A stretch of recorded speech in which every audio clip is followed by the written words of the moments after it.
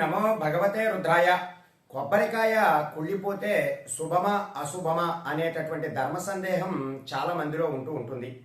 అయితే దీనికి సరైనటువంటి సమాధానం ఏమిటి అంటే ఖచ్చితంగా అశుభమే. మనం ఒక ఉద్దేశంతో దేవుడి వద్దకు వెళ్ళి లేదా ఇంట్లోనైనా సరే కొబ్బరికాయ అనేటటువంటిది కొడుతూ ఉంటాం.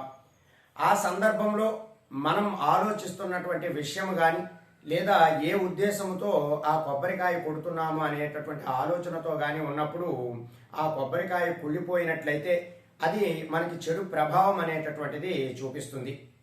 సాధారణంగా ధర్మశాస్త్ర గ్రంథాల ప్రకారము మనకి మనలో ఉన్నటువంటి నెగిటివ్ ఎనర్జీ లేదా గ్రహాల యొక్క ప్రభావం నెగిటివ్గా ఉన్న సమయంలో మనం కొట్టేటటువంటి ఈ కొబ్బరికాయ ఆ సందర్భంలో కుళ్ళిపోతూ ఉంటుంది. అయితే మనకు ఉన్నటువంటి దోష పరిహారం అంతా కూడా ఆ కొబ్బరికాయ అనేటటువంటిది స్వీకరించి మనకు ఉన్నటువంటి ఆ దోష పరిహారాన్ని అంతా కూడా తొలగిస్తుంది. కాబట్టి కొబ్బరికాయ కొట్టినప్పుడు ఖచ్చితంగా కుళ్ళినటువంటి కొబ్బరికాయ కొట్టారు అంటే మీకున్నటువంటి దోష ప్రభావము అలాగే నరఘోష నరపీడ నెగిటివ్ ఎనర్జీ అనేటటువంటి ప్రభావము కూడా తొలగిపోతుంది.